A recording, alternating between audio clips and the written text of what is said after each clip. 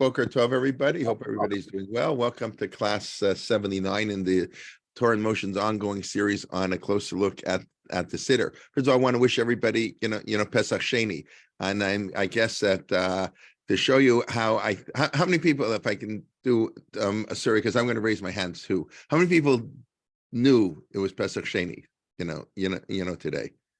I don't know. I can't see enough hands because everybody has their, that's like pretty good. So I'm pretty bad. So I got a shul this morning and the chazan doesn't say tachanun. And I'm scratching my head. Why in the world are they skipping tachanun? The 29th day of the Omer. And then it hit me before that it's Pesach Sheni. So Nunu, what can I do? I guess we don't have a Korban Pesach anymore. So we don't really observe. That's why we observe holidays. No tachanun in Nisan. Everybody gets excited. So no tachanun on Pesach Sheni. But it's the one holiday. We don't have that by any other mitzvah. That if you miss it, we have that by tefillah. We have that by one tefillah. So if you miss shachrit accidentally, you can daven mincha twice. And if you miss mincha, you daven mariv twice. And if you miss mariv, you daven shachrit twice.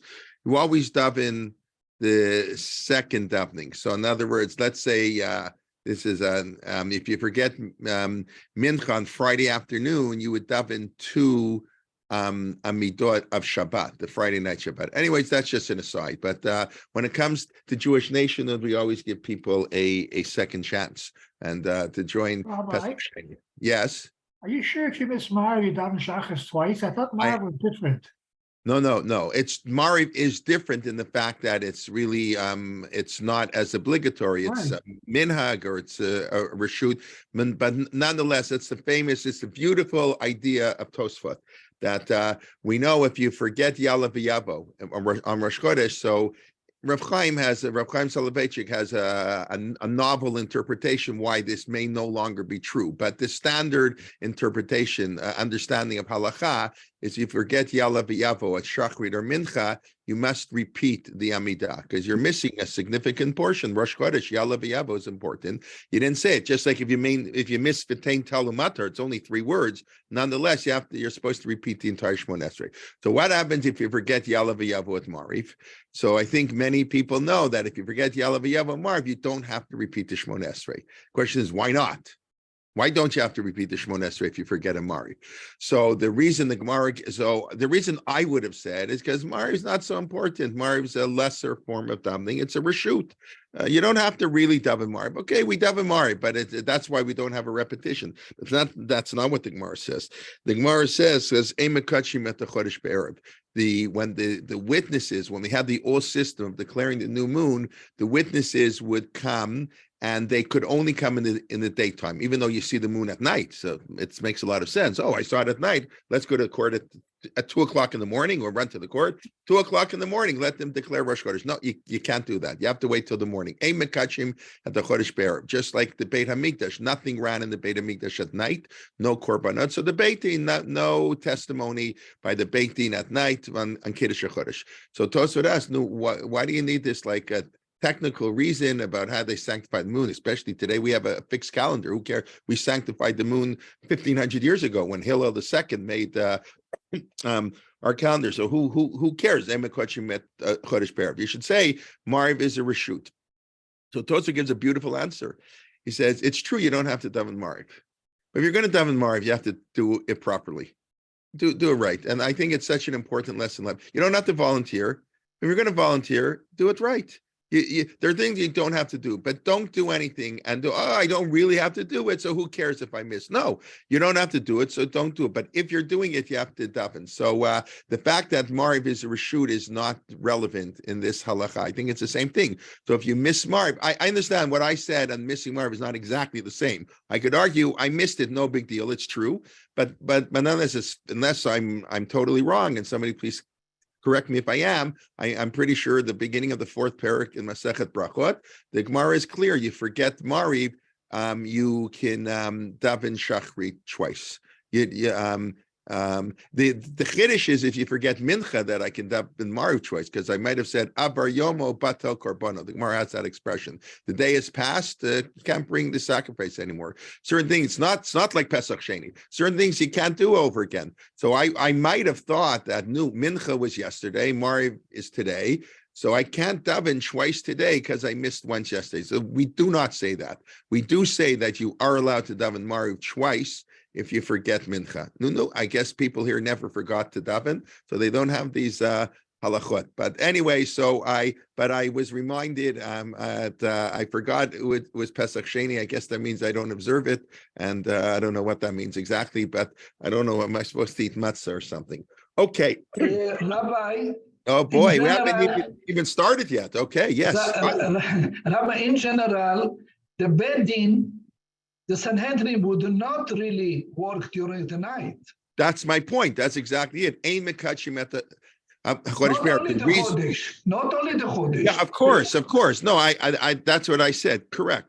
The Beit Din could only issue a psak din at the daytime. I'm 90. If I remember the Mishnah in the fourth parak in Sanhedrin, the Mishnah says there are 10 differences between criminal and civil law. We know in American law, beyond a reasonable doubt or preponderance of evidence. There are differences between a civil case and a criminal case.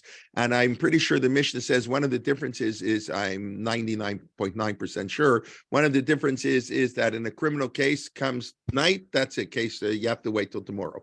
But if it's dealing in a monetary case, you can begin in night, and you have to begin in the daytime. But if it extends to the night, that's okay. But correct. Fundamentally, the Beit Din does not operate at night. Fundamentally, life didn't exist at night. We went to bed. I mean, really, like you think, I'm not, whatever. What was night? Night is fear. We have that in our tefillot. Night, people didn't do anything at night. They had no capability. That's why we developed, even in Jewish thought, night is fear and night is uncertainty, and sleep is 1/60th of death. This whole night, what's night? Nothing is around the world. We today live when artificial, now today we have artificial intelligence. That's even scarier. Artificial light is good. Artificial intelligence, okay, that's a whole other story. But we today, with night, day, I don't want to say it doesn't matter, but it almost doesn't matter.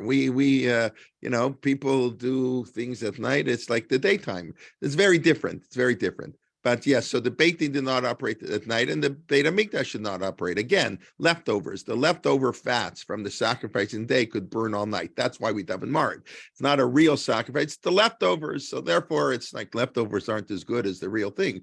Pesach Sheni, you're not allowed to have leftovers on the Korban Pesach, right? You're not allowed to eat it on the next day. That day, it's not fresh. You want to eat leftover. Kings, the Baruch Hashem, we have to, the coronation of King Charles, we can talk about that a little later. Melech, there's Melech and there's Melech Malchei Hamlachim. So you can't have any, so there's leftovers. That's what happens at night. And therefore we daven Mariv to commemorate the leftovers, but it's not as significant. So therefore Mariv is a lower status than Shachrit and Mincha. But yes, the Beit HaMikdash didn't function.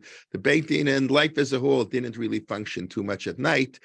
Which is why Jacob Katz's first article in the Halakha v'Kabbalah, in the scholarly world, a very important article about the history of Mariv, how throughout history people daven Mariv much earlier, not just on Friday night because it's convenient and you want an early Shabbos. It was dangerous to be out at night. So the custom, that's already in the first Mishnah. You open up Shas, you open up Brachot, Daf Beid, Amud Aleph, 2a, the opening of Shas Me'emetai according to Shema Ba'arvit. From what time can you say Shema at night? Mishasha Kohanim Nichnasim Lachol B'Trumatam. When the Kohanim who were impure had gone to the mikveh to purify themselves, but they're still not allowed to eat till the day ends. They can go to mikveh earlier in the day, but then they have to wait till night the next day to eat the truma. So that's when you can eat. That's when you can say Shema. So already Rashi raised the question. Oh, we don't do that here. We daven Mariv 3 hours before it gets, we daven way earlier. And thus it's a whole big discussion. How do you fulfill Shema? Isn't Shema at night? That's not our our discussion, but at least not now. But so they always daven Marv really. Jacob Katz, the famous historian, Talmud Chacham historian at Hebrew University, passed away around 25 years ago. They just published some of more work of his not so long ago. So everything he writes is worth reading. Really, Jacob Katz is really the person who developed the notion of the understanding of history through Sheilot Uchuvot. I mean, I'm simplifying. He was a social historian, a big Talmud Chacham. He learned in yeshivot in Hungary. Came to Israel, I believe, in the 30s. Taught at Hebrew University. Chaim Soloveitchik is one of his top students. Chaim Soloveitchik is very considered them, Yaakov Katz very important in his life, but he would analyze. He would read Sheilot Uchuvot and analyze history through the Sheilot Uchuvot. He has a classic, a phenomenal book. If anybody's interested, on the Shabbos Goy, which translated into English. A lot of his stuff was translated in English. Some he actually wrote in English. Goy Shel Shabbat, the whole history, why in certain centuries, how the Shabbos Goy develops. And anyway, so that's historically nighttime was always fear. People went home, so they would daven Marv early. They daven early. Today, we don't really have that issue. We have it convenience on Friday night. We don't want to eat at 10 o'clock at night, so we daven early. Okay. Can we move on to the Siddur? This is the preliminary to the Siddur. It's all good. It's all Kol Torah Kula Inyan Echadhu. The entire Torah is one topic, so everything we learn in Torah is good. There's no such thing as off topics in Torah. And maybe people don't agree with me, but what can you do? Okay, let's get back. We're in the second bracha of Kriyat Shema. We just introduced that last week. Rabbi Kelman. Here we go again. Yes, Vavakasha. Gershon, yes. Do you think there's a connection between the early davening of Shabbat, which brings Shabbat in earlier than it should be, and the early recognition of the state of Israel on Shabbat on a Friday rather than a Shabbat? No, I don't think that has. Ben Gurion wasn't going to shul. Ben Gurion was not afraid he'd miss minyan. But he followed Rabbi Maimon. No, but the reason they declared it is not to have Yom Ha'atzmaut. It's not because of Mariv. I mean, yes, it's very beautiful, but it wasn't because of Mariv and Kabbalah. Yeah, but Ben Gurion, listen, as not quote unquote irreligious, whatever that means, as Ben Gurion was, as not observant of the halachas in the Shulchan Aruch, whatever, as Ben Gurion was, he was the one who insisted the army be kosher and Shabbos be the day of rest. He understood we have to work together, the religious and the non-religious. We're one people. And the Goyim remind us, if we forget, the Goyim remind us, we're all one people. So they didn't want, right, the British were leaving. Now we're talking about the British, we can talk into King Charles. So the British were leaving at midnight, and officially the state was not supposed to be declared till 1201. That's the 6th of the year, May 15th, 1948. But Ben Gurion, we can't do that. We can't declare a state on Shabbat. I don't know that that's a halakha, can't declare, but all the Chilul Shabbos, whatever. So I think, in a beautiful move, Ben Gurion declared. But it was because of Shabbat, but it wasn't because of night. It wasn't. I don't think so. I mean, I don't know. No, but you must accept this is an incredible chiddush that I've just made, linking the two. Zecher L'Tziat Mitzrayim and Zecher L'Maaseh Bereshit. In the Kiddush, we say Zecher L'Tziat Mitzrayim. Yeah. Which would take which would be May the 16th rather than May the 15th. But we follow. No, May the 14th, right? Was the date, right? May of course, the 14th, rather. Right. So by Yetziat Mitzrayim, it's also interesting. The Torah contradicts itself. Did we leave at night or did we leave at day? We've had shiurim about that. So it says in Parsha very clearly we left in the daytime. It says in Parsha Masai very clearly we left in Parshat Re'eh, Shamor et Chodesh Aviv ki b'Chodesh Aviv hotziach Hashem Mitzrayim Laila. And you look in Parshat Bo, it sounds like they left that night. The Egyptians caught up, all their firstborn are dead, get out of here right away. And then you have other psukim in Chumash, they left in the middle of the day, Be'etzam hayom hazeh, or Mitzrayim mikavrim et medem. We have things. So maybe they started at night. There are a lot of people, it took the daytime, but the Torah doesn't consider Rabbi J. problems. Yeah. Rabbi J. Ben Gurion did it to surprise the world and the Arabs. I don't think so. No, I think Ben Gurion did it because of Shabbos. I think it was done. They didn't want to declare. No, but he did it before Shabbat. Yeah, I know. Close to- That's close correct. to That's why they Shabbat. did it before Shabbat. Correct. They weren't supposed to. The British were Yeah. still there at the 4 o'clock. I don't know what time of the day. I don't know who I don't want to ask anybody. I'll get into trouble. But who here remembers the declaration of the state of Israel? You know, I don't know what they do it in the morning, in the afternoon. I don't even know what time Ben Was Gurion. afternoon. Was afternoon. Recorded afternoon. Okay, it's in the afternoon. Okay, anyways, Baruch Hashem, listen, it's very nice. The religious and the non-religious signed the Declaration of Independence. Yehuda Leib Maiman, he wasn't the only one, but otherwise. Okay, let's get to God's love of the Jewish people and our love of God. Avat, Rabbi. Thank you very much, Rabbi. Okay, Kelman. thank you, thank you. Okay, so I ended last week's shir, I believe, by I mentioned this idea my uncle had mentioned about Ava Rabbah and Avat Olam, the sort of the quantity of love and the quality of love. Of course, there I was, in other words, what comes first? The Ava Rabbah, great love, or Avat Olam, to love everybody, to love the world. Of course, I'm there explaining Olam meaning like the world, everybody. I've mentioned before, traditionally, Adon Olam doesn't mean the master of the world. I mean, it may also mean that, but it means Olam generally doesn't mean everybody, which is how I was saying it. And it means eternity. The Adon Olam, the God of the master, the God is the eternal God. So Abba Rabbah and Avad Olam, Ava Rabbah, we begin the bracha. This is the bracha of love. I just mentioned, this is in second person. It's intimacy. We're no longer addressing God in third person. It's God, you loved us, and we love you, and etc. So there's much more intimacy, and we move from nature to Torah, the beautiful relationship, Ahava Rabbah, and it ends Habocher B'mo Yisrael Bi Ahava. We discussed last week, the beginning and the end of the bracha must have a theme. So I just saw a very beautiful idea. I don't know how many people, if I mention the name, Chaim Halevi Donin, how many, we'll do another raise your hand or put it in the chat. How many people know the name, recognize the name, Chaim Halevi Donin? One. Anybody else? I didn't hear the last name. What is it? Donin, D-O-N-I-N. Thank you. No, you never heard of him, right? No, Chaim I Halevi haven't. Donin wrote a book in the 1970s, To Be a Jew. It was a phenomenal book. If you wanted, it was like at the time probably the best introduction to Judaism. I guess not so many people here have actually read the book, because it's very hard. It's very hard for a book like this to stay, current for many years. Although it is really very wonderful. It's really an introduction. The basics. It's the old style. He wasn't interested in the Rashi, two interpretations of Rashi. The basic values, what Shabbos and Kashrut and Tefillot.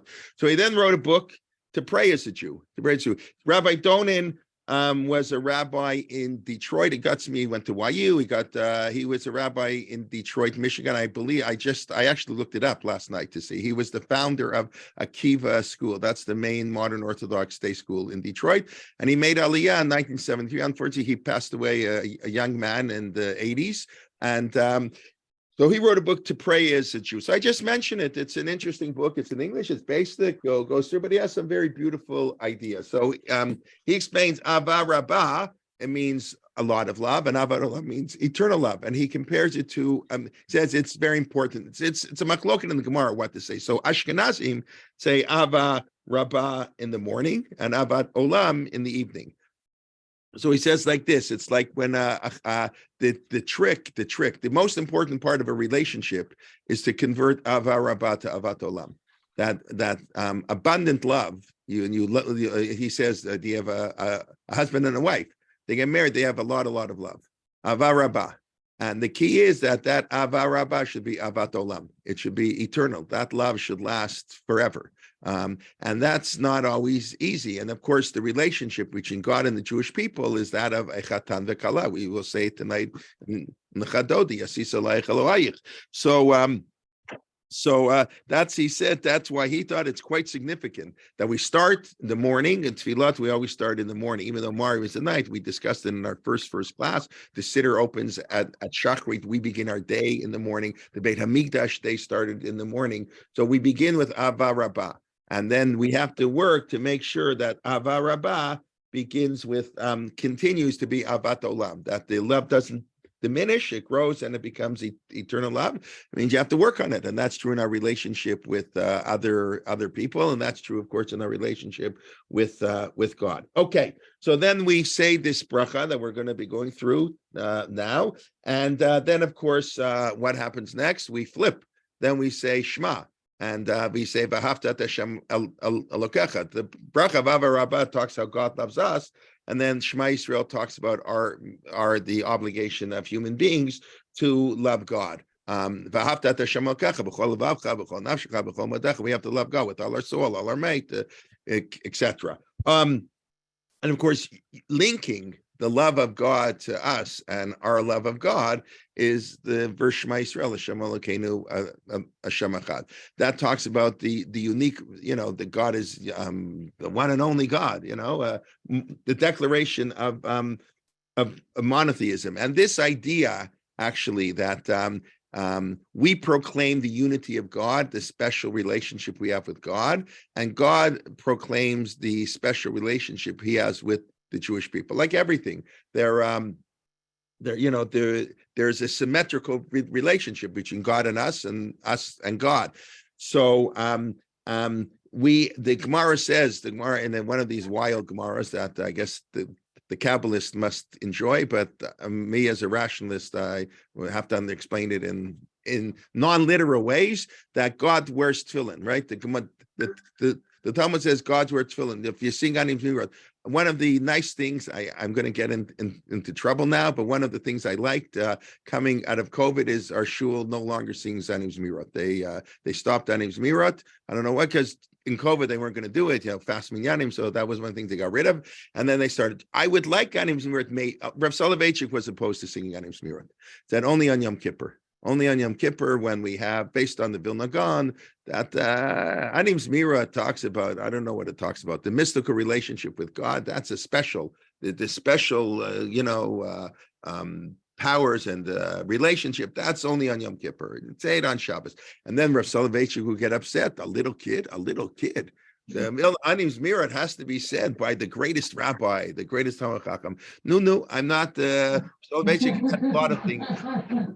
No, we do it today. We send up a kid. And what was worse is half the people are talking. It's after Adon Olam, right before Adon Olam, people are taking their talis off and schmoozing. So there's good reason not to say, but it is there is something beautiful in it. Say it on Yom Kippur with Kavana, be special. So we say, Kesher Tefillin, Herav Einav, Tmunad Hashem, I don't know, the 85 tunes for Anim Zmirot. Kesher Tefillin, Herav Einav. God, you can see the Kesher Tefillin, God wears, tefillin, whatever that means. So the Gemara wants to know, I love when the Gemara does this. So the Gemara wants to know what's written in God's tefillin.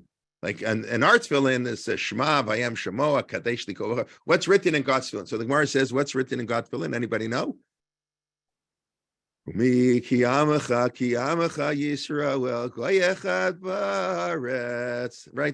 you sing that in Kam Mosheva? No, that's Ata Echa V'Shimcha Echad Umi Kiyamcha Yisrael. I have to go back to camp to do these things. Okay. Umi Kamcha Yisrael Goyecha Baretz. Who is like you? There's nobody like you. We say Shema, there's nobody like God, and God says there's nobody like the Jewish people. Again, it's a beautiful idea, sort of like an idea in marriage, the Shema Yisrael. So we have Ahava and Ahava, the Ahavat Rabbah, that God loves us with great love and with eternal love, Ahavat Olam. And of course, we have to love God, V'ahavta Hashem Elokecha, and then in between is the Shema Yisrael, the uniqueness. We have a unique relationship. There's Hashem Echad, and Mikamcha Yisrael. And there's only one Jewish people. Anyways, it's have to keep that in mind. It should that doesn't okay. Okay, all right. I think I'm getting inspiring people to sing. That's pretty impressive. Okay. All right, let's continue. Okay, reciprocal notion. Fine. So I just want to mention a comment of the HOSA. It's an interesting comment. I don't think I don't know it's a depressing comment. It's a realistic comment. The HOSA, that's one of the commentaries I mentioned last week in this compilation Otzer Hatfilot, which is also a great resource on the Siddur. As far as I know, it's only in Hebrew. Rabbi Donan's book, of course, is written in English. It was written really for not such learned Jews, but it's got much for everybody. So he points out that there's a difference between human love and God's love. And the basic difference is that humans love people for all kinds of personal motivations. It's very hard for another human to love another human being for no ulterior motives. That's not humanely possible. Where we're very self-centered people. That's how God created us. That we're very kamocha is never understood. The halacha does not understand that you truly have to love your neighbor as yourself. That's impossible. The halacha recognizes that's impossible, and the halacha says that it's you and your friend. The famous Gemara, two people, you're in one bottle of water and two people to drink. You don't have to share it with your friend. You can drink it all yourself. Your life takes precedence over the life of your friend. We don't have to love really people. The Gemara is an idea to treat them with love, whatever that is. But it's not humanly possible to truly love other people, which is why, perhaps that's why, maybe the only thing, I mean, is when in the family, that's why the Gemara interprets V'avta l'reach kamocha to refer to a spouse. The Gemara says the real meaning, reacha means your wife, your spouse, really. V'avta l'reach kamocha. Then we extend it. We like to say, of course, there's a value to love people, but it's really the focus. That's already by you. The basar because in the Torah's view, husband and wife become like one. That's where the relationship between God and Jewish people, husband and wife, we're like one, right? So that there you can have up the recha. But if you're not like one person, you're not like one flesh. That's the husband and wife are like one flesh. That's how the Torah presents it. So everybody else is sort of a lower form. But anyway, so he points out that all love, all human love, personal motivation. And then he goes through all the people we love. So he says, even a parent to a child, which you would think is the greatest love, and it is, but parent to child says often it's the a parent, they don't have this in the United States. Hockey parents, I don't know what's the equivalent in the United States. A soccer parent, a hockey parent. The Toronto Maple Leafs lost again last night, of course, and they can't expect them to win any games in the second round after 19 years. But anyway, if you don't know what I'm talking about, you're better off. But anyways, so you have hockey parents. What the hockey parents, they go, their kids play hockey, and the parents yell and scream at the referee, go nuts, and take it so seriously. Why? Because they're living through their children. The way they'll get hana and nachis is if their son makes it into the NHL, makes it there. I tried to play hockey, I wasn't so good. And my son will be. We often. Everybody knows this. All psychologists will tell you that. So often parents will things they couldn't do in life, they want their kids to do. They're an extension. My kid is like an extension of me. Okay, I couldn't do it. Hopefully, my kid could do it. And then you have. I remember once listening to somebody on I don't know if it was an interview, and basically, people say they have a son, someone will say Kaddish for them, somebody take care of them in the old age. So that's what the Yosef points out. Doesn't mean, of course, parents don't love their children, but he's pointing out there's always a little bit of self-interest motivated, even in a relationship between a parent and a child. Of course, the employer-employee relationship, usually you don't love your employees, but you want to make money. I'll pay you, but I pay you because you can pay me more than I pay you. I pay the lawyers in my firm $80 an hour, but I charge out $300 an hour. Somebody told me this week, I find this very upsetting if it's true, but maybe somebody in New York can tell me. A doctor this week told me that his lawyer, he knows lawyers today, they charge $1,800 an hour. So that's very upsetting. That's like, whoa. Anyways, not to be there, but that's that. And even when the wealthy give charity, we know that people give charity for all kinds of ulterior motives. And, the halacha is so recognizes that the Shulchan Aruch, the Ramah, we mentioned this before, the Rav Moshe Isserles, the sort of Ashkenazic final authority, he rules that when you give a lot of money to an organization, you should not give it anonymously. That's wrong.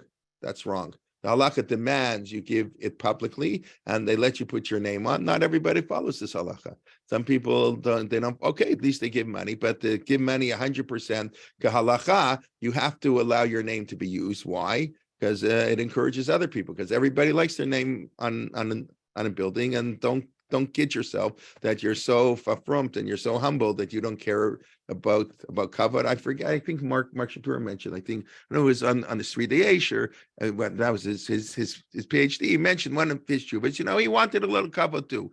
They admitted, I would have liked the kavod. Everybody, human beings are human beings, and people like kavod. So people like their names up in lights. So when you get your name up in lights, that only cost you $1.5 million. What a joke! I mentioned many times that I don't know when I last mentioned it, but a fundraiser who was in the business told me once that when ArtScroll first went when they were printing of the Talmud before the Schottenstein, before they went to the Schottenstein for the money, they went to another family.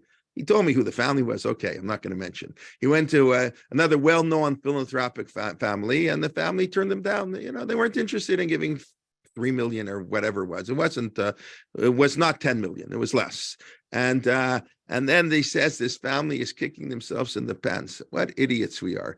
The Schottensteins for a measly $2-3 million. I don't know exactly. Get everybody in the world who studies Daf Yomi in English knows of the Schottenstein Talmud. So the Schottenstein. So this guy, what a jerk I was. I have a $500 million, and I couldn't give 3, 5, 10, $20 million. I'd have my name, the whole world, 500,000 people a day. So I think that's a very honest and very true comment, and that's why the Shulchan Aruch says that you should have your name, not your name. No, you're very humble. You're very humble, but other people aren't. So we want to show them, just give a little bit of money. Okay, I don't know how many people here have that ability, but obviously we're talking there. But everybody in our own, our own circles. Obviously, to get names on buildings, we're talking about a very small sliver of people, but it means all recognition. When organizations, send out, I don't know, they're 3,000 donors, they put platinum, gold, silver, all the things. So let people see what, there are reasons people don't like to. Helping the poor. So he even points out, even sometimes, why do people help the poor? Because they don't want to see the pain of other people. It's not nice. It's not good for society, which is true. Having poor, that's the problem we have today. The gap between the rich and the poor is so great. It's gotten so much worse. And Israel and America, I think, are the two worst countries in the world, in the Western world, if I'm not mistaken. The gap between the wealthy and the poor in Israel is, I think, the highest in the Western world. And I think America is number 2. In Israel, a lot of it is self-inflicted, but that's never good for a society. That leads to populism, what's going on in a lot of the politics, the have-nots blame the elites, etc., etc. So often giving money, and it's a smart thing to do. You want the poor to have money, not because you care about them, you care about yourself. You don't want them attacking you. I think we all know this, but it's just interesting. He quotes it in his commentary here on the Siddur, that whole idea. It's very reminiscent of this idea, what we've mentioned in the past. La'olam yasok adam b'torah mitzvot shelo lishma, shemitoch shelo lishma balishma.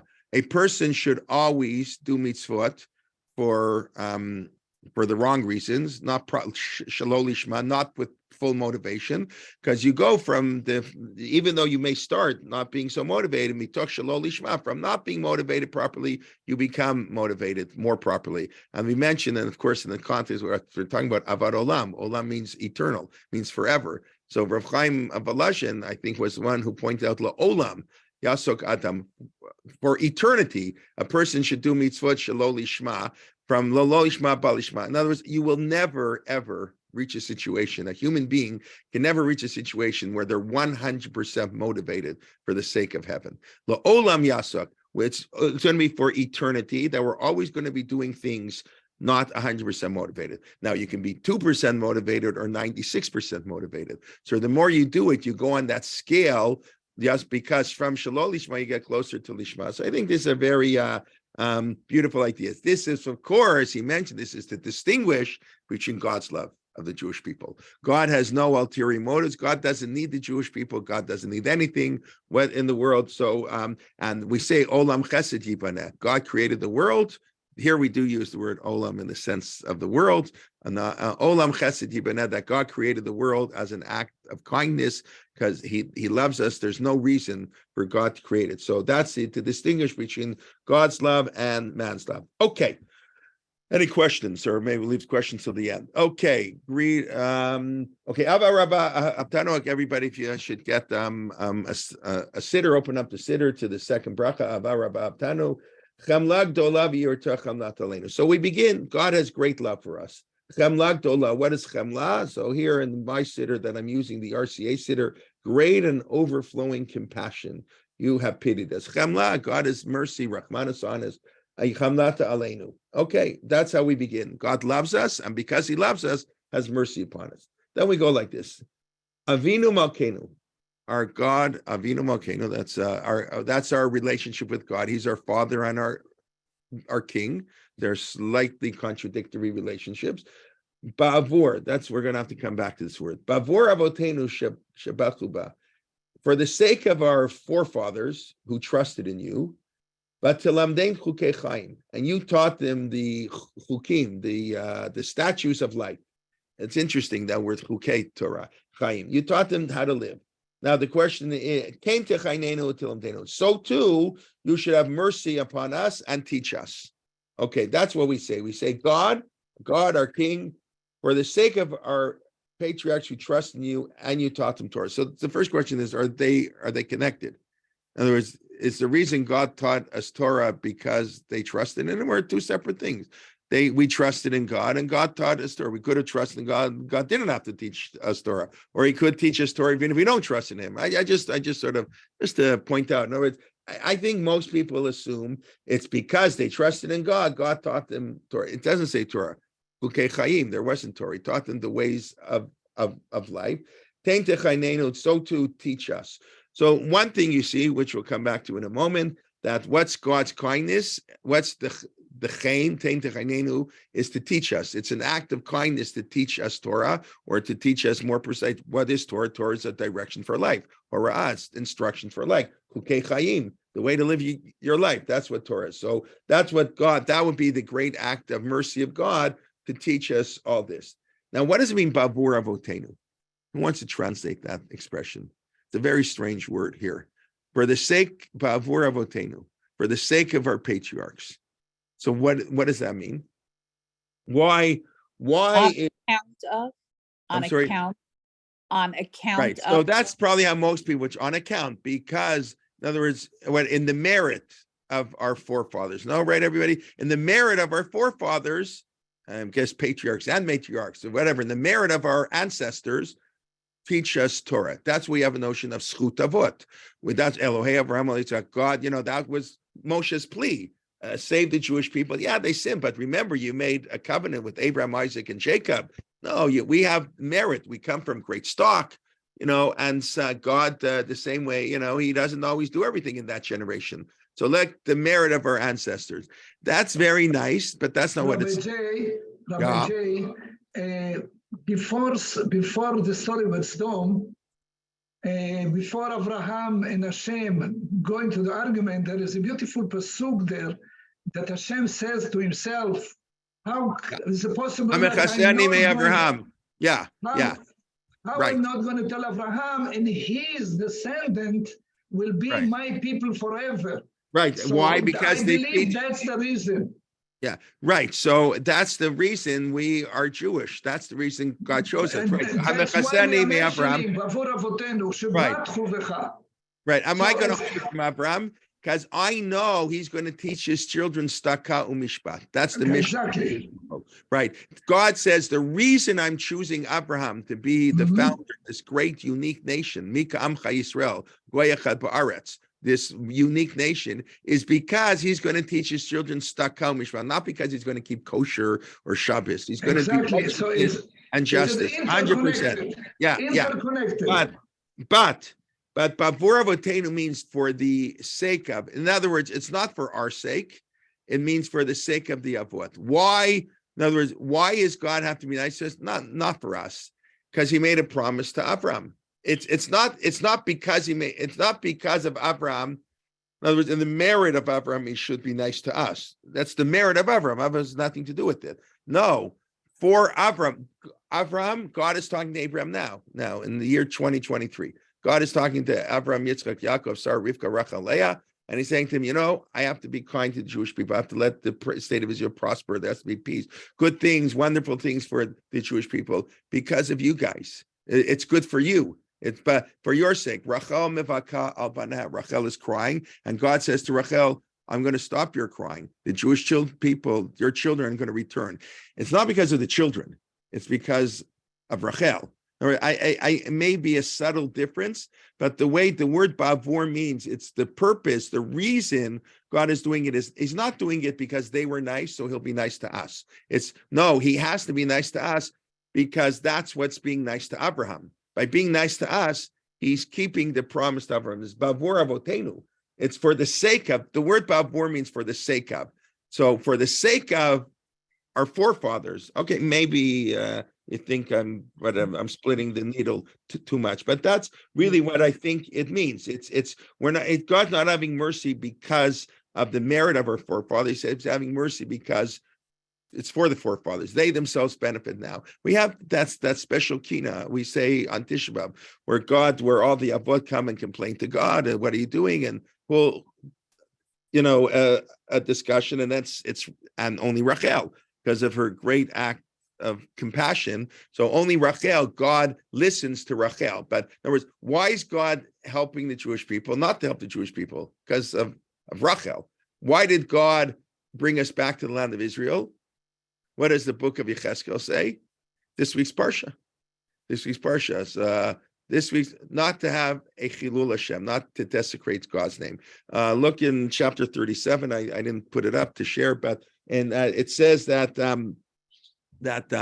you're not so righteous. That's what Rav Soloveitchik said. Why does our generation merit it? We're so righteous more than the Chafetz Chaim and the Vilna Gaon. Are you crazy? Who are our generation with the assimilation rates like of 70%? What are you talking about? So why are righteous? Then Rav Soloveitchik said, you know why? We needed it. After the Holocaust, the Jewish people could not survive without a state of Israel. The Jewish people would have come to an end, so we needed Israel. The Vilna Gaon didn't leave Israel, didn't need Israel. It could live without Israel. It's a very powerful idea.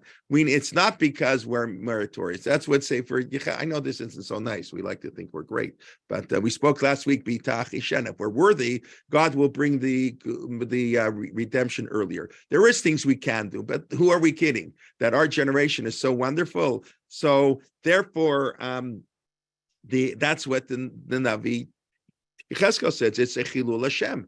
Rav Soloveitchik writes in Kodo Dido Fake and his Zionist manifesto, Rabbi the speech he gave in 1956 in Lamport Auditorium in Yeshiva University, Kodo Dido Fake, the 6 knocks that God made with the creation of the state of Israel. So when he would go on the train from Boston to New York in the 40s, before he appeared, the missionaries, God forsake you. Can't you tell God hates you? Come become a Christian. This was a total desecration of God's name. So in order for God to have a Kiddush Hashem, this week's Parsha, he had to create a state of Israel. Wow. After 2,000 years, the Jewish people have come back, revived the language. Look how much Torah there is. It's not perfect. Okay. That's our job. To letakein olam, to make it more perfect. But anyway, so that's bavur avotenu. It's not because of us. It's because God had the promise. Anyways, that's what I think. I think it's an important idea. But okay, you can agree or disagree. Now we said it's God's.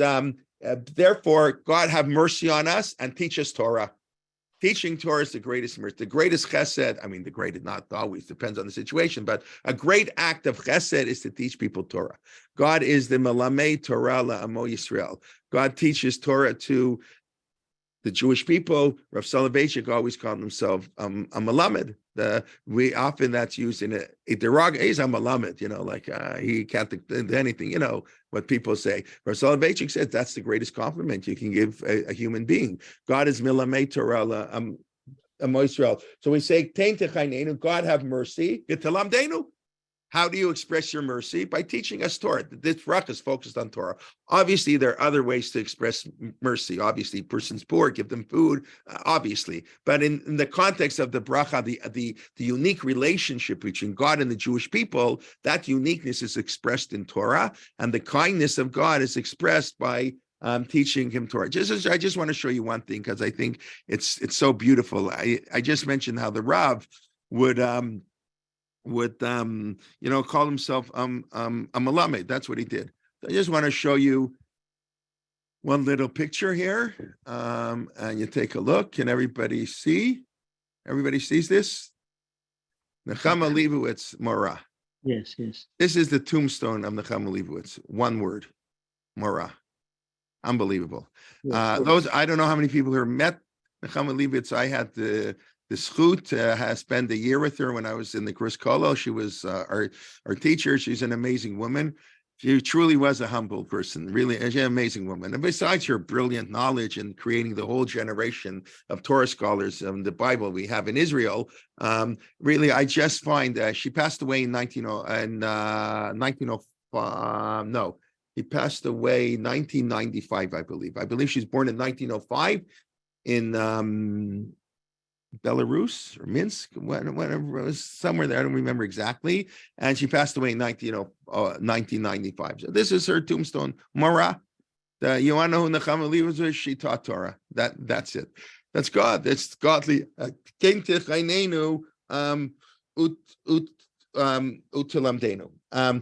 interesting, in Nusach Sfard, it says,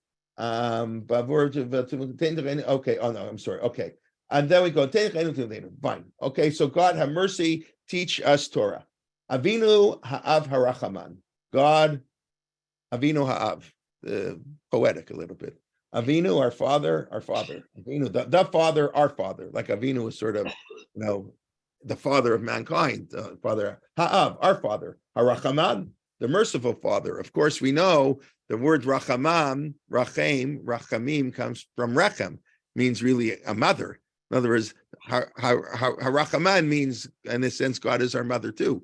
Avinu ha'av harachaman, because rechem, a womb, and the word rachamim comes from the word of a womb, because the greatest mercy is from a mother to a child. So God is our ab, but he's also our rachaman, which in many men's senses means he's our mother too. If you want to look, I'm not saying this to be politically correct and with all the egalitarianism. I think that, it means he has mercy, but it alludes to the mercy of a mother to a child. Again, Avinu ha'av harachaman hamerachem. But here we say a third time, Rachaman hamerachem rachem. It's so repetitive, but when it comes to God's mercy, right? Avinu ha'av, like twice. Harachaman, the merciful one. Hamerachem, the one who has mercy. Rachem, have mercy. Harachaman is the introduction. Who is God? God is the God of mercy. Then we say Hamerachem, he has mercy. Rachem, have mercy on us. V'tein b'libeinu lahavin, lahaskil, lishmoa, lilmod, lilamed, lishmor v'lasot. Wow, a lot of things, God, what we want. We want that we should have in our hearts, v'tein b'libeinu, because that's the essence of what we do, right? Everything stems from our heart. It stems scientifically from our brain, but the heart is, the seat of emotion, the seat of our giving. So we ask that lahavinu lahaskil. So what does lahavinu lahaskil mean? Lahavin means to understand. Torah. It's not so simple. Torah is to know and right. So lahavin doesn't mean to know. You have to know. We're going to see it, but it means more to understand. Obviously you have to know to understand. The haskell is to differentiate. So that's lahavdil, to differentiate. So lahaskil, right? It's not so simple to translate the haskil, because we have to translate lishmoa lemod, lishmor lasot. Okay, we'll get there. So the way in the I'm sorry? To comprehend things on a deeper level. I guess the question we're asking, what is lahaskil at talabin? So you could say that's nothing. Just there's a lot of poetry in the Siddur, and it's just saying the same. Lahavinu lahaskil means to understand. It's just saying it to the lahaskil seichel, right? To have intelligence. So in order to understand, you need lahavin lahaskil use intelligence. Don't we have da'at bina v'haskil? Right. So we assume there's slightly different levels of Chabad. That's what Chabad is all based on. Right? Understanding, discernment, the knowledge, right? They're all slightly different. I think that's how they translate it. But the way, a more simple way, just for lahaskil means, so here, this says lahaskil means in order to apply our learning in practice. I think those who learn in yeshiva, this is such a powerful idea. In other words, we learn, but so much of learning is not applied in practice. So lahavin, he says that we should do like that our learning should come out properly lahalacha, because it says in the Talmud, in order to be appointed a member of the Sanhedrin, of the High Court, you have to know how to purify a rodent 49 different ways. Now, there's a problem with that. What's the problem? The problem is, by definition, A rodent can't be purified. Correct. No, but nonetheless, you have to be able to purify it 49 ways. So what does that mean? That's what it says in the Gemara. So I'm pretty sure it's in the Gemara. I think 49 ways. You know why? Because you have to be able to see arguments even when they're not true. You have to have the capacity to see why a rodent could be, and in the end, it's not going to be true. You have to understand Beit Shammai before you understand Beit Hillel. But you do that a lot in yeshiva.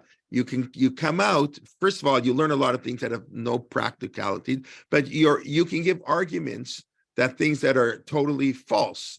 Even not that, God forbid, you want to distort the Torah, just, you can make such a compelling argument for a position that's not lahalacha. So I think I don't know if that's what he's alluding to, but he says lahavin is to understand Torah. Laskil is to apply it in practice, to apply the halakha properly, because you can always come up with new things. I always like to tell the beautiful story, I'm sure I've mentioned it in the past, when Rav Chaim Soloveitchik sent a letter to Rav Yitzchak Elchanan Inspector, and with the complicated question, he said, I want a one-word answer, yes or no. That's it. Because if you give me an answer, I will not agree with you. I'll give you 15 arguments why your answer is wrong. And then I can't follow it. By the way, that's an important point people don't understand. When, people think, I asked my Rabbi, I asked my posek a question. My posek said, yes, I don't understand one thing. It makes no sense to me, but that's what my posek said. I don't know. That's not the Judaism I practice. That's not what I was taught, and I understand Judaism. My understanding is, of course, you go to a posek, but if you don't understand, if it makes no sense to you, you have God put a brain on you in your head. If it makes he can explain to you. So he has to explain to you. Oh, I thought this. No, you're wrong. But if what he said, no, that's ridiculous. That makes no sense. You don't follow it. So what? He's your posek. If you don't understand what he's saying, you can't follow it. So that's what Reb Chaim said. Reb Chaim sent a letter to Rabbi Yitzchak Elchanan Inspector. I know you're great, and I know you can come with the right answer. But it's like a funny story almost, but it's like a powerful story. But if you tell me your reasoning, I'm going to have too many questions on your reasoning. In which case, I can't really follow your psak because I don't agree with it. But I accept your authority as the greatest posek of Lithuanian Jewry, of Eastern European Jewry. The Rav Chaim Specter Yeshiva University is named after Reitz, is named for, right? I will accept your authority, and therefore give me a yes or no answer. If you give me yes, I'll give you 15 reasons no. If you give me no, I'll give you 15 reasons yes. So that's perhaps, maybe I'm expanding it a little bit. That's what lahaskil means. Lahaskil means you have to know, but Torah has to apply. I guess part of me, I was in, as I'm sure you know, I mention all the time, I was in Rav Herschel Schachter Shir for 4 years, had a tremendous influence on my learning, and he knows Kol Torah Kula. And Rav Schachter was very much, if you know him at all, into halacha l'maisa. He wanted to know bottom line halacha. He wasn't so into the lamdish, even though he's a top student of Rav Soloveitchik. And Rav Soloveitchik writes in Ish Halacha, even though I don't know in practice, Rav Soloveitchik didn't really do this either. Rav Soloveitchik writes in Ish Halacha, paskening, that's not what the Ish Halacha. The Ish Halacha wants to live in the world of theory. He wants to live in the laboratory. He wants to live in the heavens, communicating with God, not the practical, like a car mechanic dealing with the chicken if it's kosher. That's why we see all the time. Rav said, Rav Chaim took the pots and pans out of the kitchen. He made the pots and pans into ideas and concepts. But halacha, that's like somebody's got to do that. So we said, I told you many times, when Rav Chaim Soloveitchik was appointed rabbi, it was on condition he doesn't paskin shaylos. They hired Rav Chaim Rieger. I think that was his name. Rieger, what's his first name? I forget now. To paskin shaylos. I don't paskin shaylos. Can you imagine the rabbi today saying that? Rav Chaim sometimes did when he felt he had to get involved. Did chesed, whatever. So that is but Rav Shechter was very much into halakha. What's the bottom line halakha? The only purpose of learning Gemara is to know the halakha, not to have lamda, whatever. It's just a different approaches to learning. So in a sense, that's lahavinu lahaskil, to understand, to know the halakha, and to be able to apply it in the practical world, which is often very hard to know how to, especially when you deal with complex questions, how to apply what you know in modern world, all the complex things. Okay, so we ask God that we should have our heart lahavin laskil lishmo lamod. We'll just begin on this lishmo lamod lamed lishmor lasod lakem. 6 things: to hear, to learn, to teach, to obey, to do, and what's l'kayem? Fulfill? No, to how do you translate the kayem in English? They wrote fulfill, but that's like kiyum. It should have existence. It should continue. So that's what we ask God, and then we say, give us that we should hear what you say, lishmoa, right? Vilomod. We want to hear, and then we want to learn. That's very interesting. What does that mean? Here and then lamod ulalamed. So I'll just say one idea, and then we'll pick up on this next week. Of course, the mitzvah of Talmud Torah, to learn Torah, is not so much a mitzvah to learn Torah. Hey, it encompasses that. What's the real mitzvah to learn Torah? Is to teach Torah. To teach Torah. The mitzvah is to teach Torah. In order to teach Torah, you have to learn Torah. But the real, and how do we know the mitzvah to learn Torah? B'shinantan levanecha. The whole discussion about obligations, who has to learn, what to learn, is all based on the pasuk. More the pasuk. You should teach your children, or by the Seri Dibrot. You should let your children and grandchildren know. That's by the Seri Dibrot. It doesn't say anywhere really in the Torah to learn Torah. It always says to teach Torah, because it's a selfish act to learn Torah, not to teach your Torah.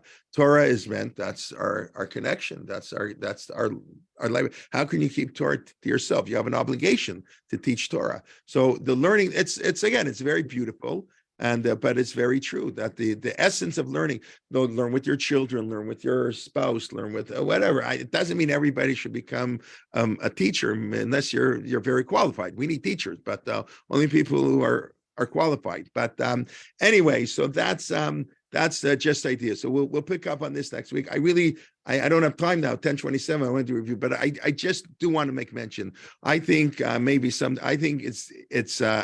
am a Canadian, so my head of state is the King of England now, and the Queen of England until recently, my whole life. But King Charles, and I think if you've been seeing that the articles about how warm and how overboard they're going to make Chief Rabbi Mervis. He's staying, in the king's residence, putting him up over Shabbos with the kosher caterer. His wife is making the cookies, the queen. It's such beautiful. They have no microphones. It's the whole thing. Yes, he's going to a church service, and the Beit Din has paskin long ago. And Jonathan Sachs told me when he was in Toronto, when the queen issues an invitation, the king, you go to church. That's okay. For Shalom Malchut, even though have a great hesitancy. Maybe I can only say this because I grew up in the post-Holocaust generation. My parents weren't survivors. I don't spit when I walk by a church, and I think that our whole attitude towards Christianity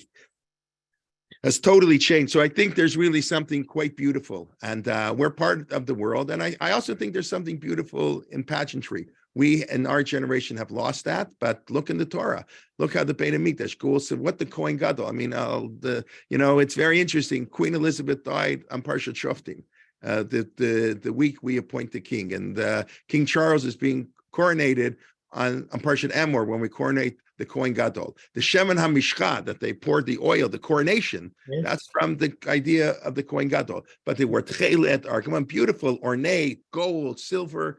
There is something. We today daven in a basement in the shtibel. I don't know, that's not like, it's different. I don't criticize, but it's not like there is something. Our tradition does have something, beauty. The shul should be beautiful. Anybody who's been to Europe knows how the European shuls are all beautiful. It's ironically, I don't know what the word is. here in North America, the conservative and reform movement understand that. They wouldn't daven in some room somewhere. They daven in beautiful shuls. Unfortunately, they don't have enough people coming, but whatever. It's the Orthodox. I don't know. It's just interesting. So I just want to make mention that we are mitpalel bishlomo shel malchut. That is a halacha. You have to pray for the welfare of the state.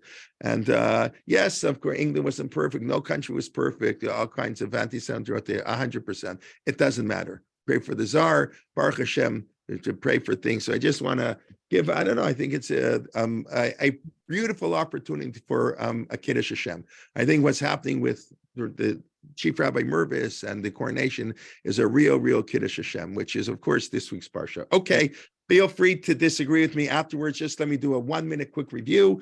What did we talk about? We talked about at the beginning of Mariv and nighttime, and if you forget to daven, you can daven again. Second chances, Pesach Sheni. Night, no courts, no davening, but if you miss one Mariv, one davening, you can make it up the next time. But generally, that's it. And the only holiday is Pesach. We talked about Avar Rabbah and Avad Olam, that we have to move from abundant love to eternal love. The key is that the love that you have in your youth is maintained as you age. And that's not always an easy idea. But we proclaim God's love to us, and then we're going to say our love to God. And the linking the two is the Shema Yisrael, the uniqueness we proclaim of God. And God, of course, proclaims our uniqueness. Mikamcha Yisrael, that's what God puts on his tefillin, who is like the Jewish people. Then we just sort of distinguish between human love and godly love. Humans, by definition, we're never 100% properly motive. La'olam, we always have a little bit of Shalom Lishma. So our love always has a little bit of personal motivation mixed in, whether it's in a relationship, a parent, a friend, a worker, your charity. There's always a little bit, and that's okay. That's okay. That's the way it should be. That's the way it is. We want to move along the scale, but God's love for us is has no ulterior motives. And then we just started discussing Babur Avotenu. We introduced God loves us, and therefore He teaches us Torah. The sign of love of God is teaching us Torah. That's when we teach Torah. We love other Jews. We have to teach them Torah too. There's no mitzvah really to learn Torah. The mitzvah is to teach Torah, and this brings nachat ruach to the avot. Not so much for our sake, but for the avot. Okay, that's please God, we'll continue next week. Just let me see any comments. A Q quip on quality versus quantity. Aisav says yeshli rab. Right. I have many, or I have a rabbi. Yeshli kol. I guess if you have a rabbi, you have everything. Okay. To be a Jew. Okay. Greed is not good. It is a shanda. Right, greed normally, but I'm not sure what you're referring to. But we need the Yetzer Hara. We need the desire to make money and all those things, because otherwise we wouldn't do anything. Okay. I think it was in reference to your lawyer comment. She wrote it. Oh, until my lawyer comes. Yeah, somebody, I think, I mean, it's like, okay, my God. I don't know if this is a person I was talking to this week. He said, today, so expensive. My friend, the lawyer, the lawyers I know today are charging $1,800 an hour. I don't know, it sounds, I don't know. Has anybody paid $1,800 for a lawyer? That's highway robbery. That's like, it's not, I don't know. I know it. Anyways, what can I say? The thing I say, you have to find the proper balance. Okay. Shabbat Shalom, and thank you, Rabbi. Thank you. Shabbat Shalom. I mentioned Rabbi Leibtag. I'll send him. Rabbi Leibtag is not giving a shiur on Sunday. It doesn't work with his schedule. But Rav Yoel Binun, Yitain Shiur Bivrit, B'Tesha V'Chetzi, those who were there last week, very, very powerful. So if your Hebrew's up to snuff, 9:30 Sunday morning. We'll see you, and then we'll have our regular shiurim.